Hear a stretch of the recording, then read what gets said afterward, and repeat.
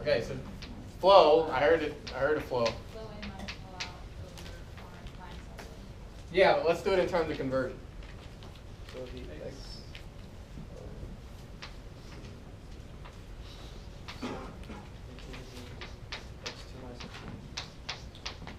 Everybody remember this? These equations that you used when we did the Levenspiel homework? It's for CSTR, it's just the flow rate divided by the rate constant times the difference in conversion.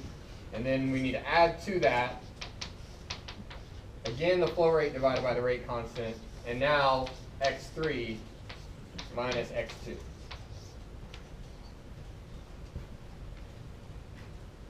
it's working out. It doesn't have to do with that Ah, flow. hell, sorry, I left out something.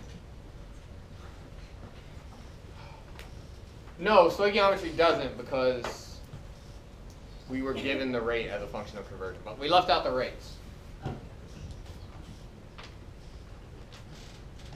Alright, so putting the rate back in. Remember that the rate law is k, 1 over k times, I'm out of space. Alright, so let's start with, I think we need a little bit of review.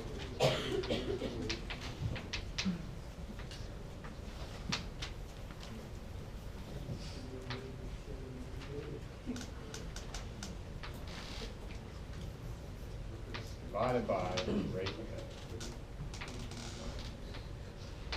Everybody remember that formula for a CSTR?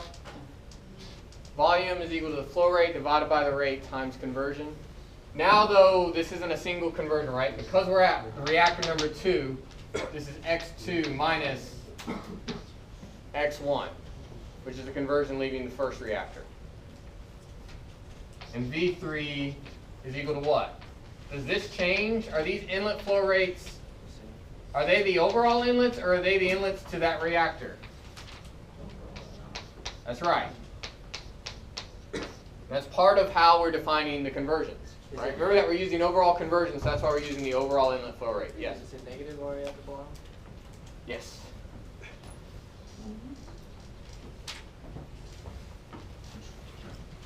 And of course, we were given RA as a function of conversion, right? So, what conversion do we use for RA when we're talking about reactor 2? The inlet, the outlet, or some in between conversion? The outlet. CSTRs operate at their outlet conditions.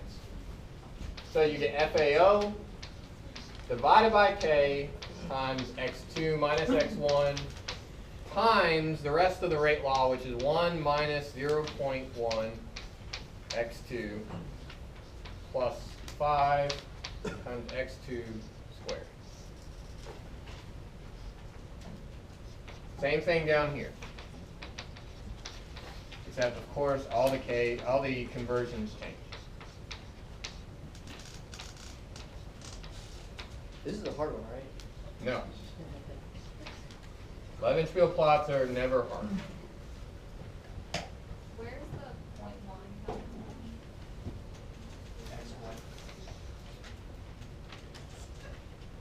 Sorry, just 1 second. Finish putting this on the board.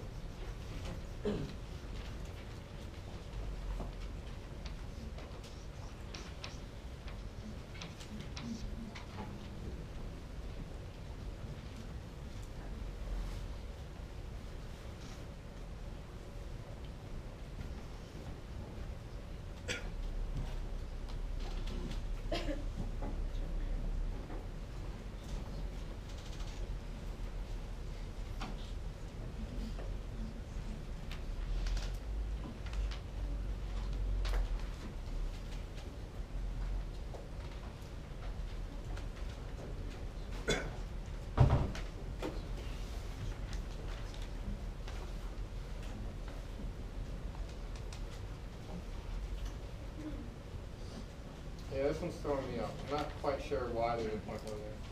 So if you add them and then take the derivative with respect to x2. Could just be.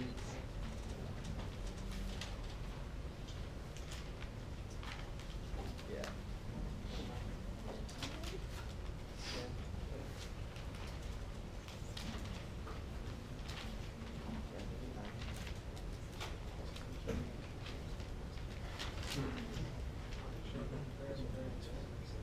Yeah, no, I'm looking at the problem statement. The only thing that kind of concerns me is that some of the solutions I have come from different years, even though he asked the same problem multiple times. I don't think it should be there, though. I don't think so. We should keep the tradition going. Yes, we should. But it wouldn't help. Because if I were to keep that tradition going, I'd have to start, right? Either way, it's not going to be a test I've given before. Actually, somebody do this real quick. What is 1 minus 0.8 plus 5 times 0.8 squared? I got.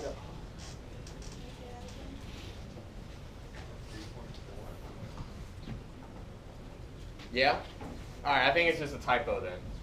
Because you got that without the 0.1 being multiplied in there, right? Yeah. Just 1 minus 0.8 plus 5 times 0.8 squared.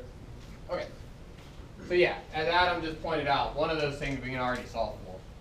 Because we know x3. So let's put numbers in. And so you get V2 plus V3. We'll go ahead and take the sum.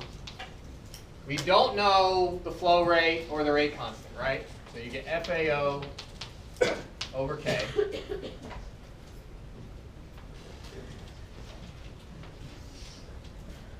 And then you get x2 minus what?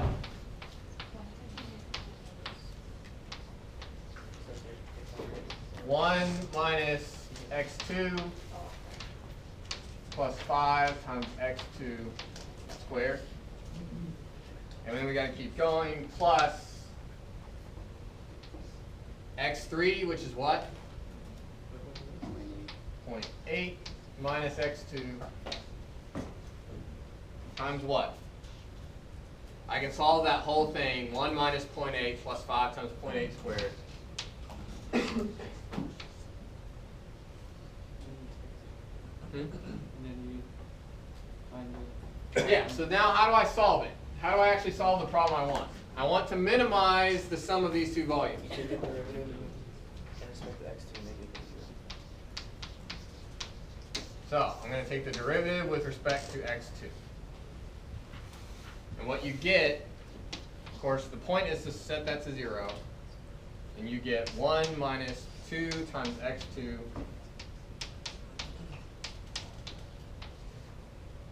What happens to f naught and k? Does that go away? Do those change with the conversion of the intermediate stream? No. But we don't know. Oh, so you can just multiply. True. No. Yeah. This is equal to They're going to be, right, Come on, it's I got equal to it. 0. I got it. So as long as they don't, as long as there's no partial derivatives to worry about. Plus 0.1 minus x2 minus 3.4. And you can rearrange that and you get 15 times x2 squared. 0. How do I solve that for x? Quadratic formula. You will not be given the quadratic formula. You guys probably all know how to do it in a calculator anyways, but See, that's like 3 questions right there. sorry. Yeah. So are we allowed to do third like solve questions? Yeah. I'm not, I'm not going to ask any questions which require the use of those advanced features of a graphing calculator, like the ability to plot or use solve. But I'm not going to stop you from doing it. Because not everybody has a dumb calculator. Well, you're going to have one if you do the GRE, but for now, you might not have it.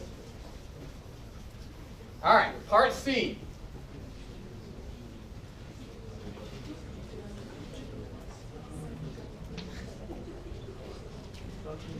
Yeah. That derivative doesn't match what you wrote earlier with the equation. You could be right, but I'm not going to worry about it right now. Just the idea. Somebody just said it was wrong anyway. Would increasing the number of CSTRs increase or decrease total reactor volume and why? Increase. All right, good. We have people arguing.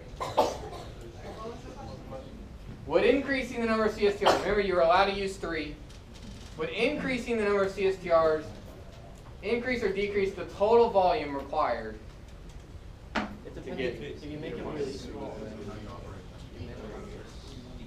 If you go to infinite. Okay. Let's go back to our plot.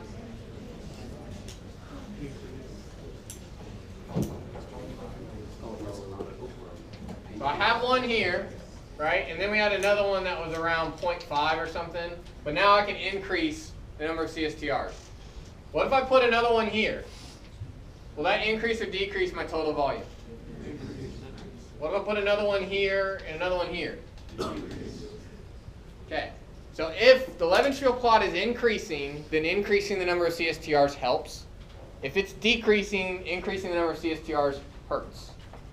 So yes, but with a caveat that you would only want to put it after the first unit. You wouldn't want to mess with the first volume.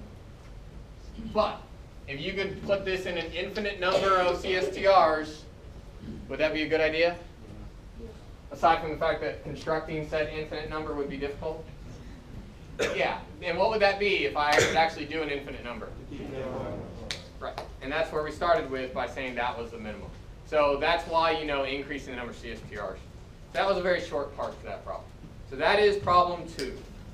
So problem 2, in this case, probes things about design equations, CSTRs and PFRs,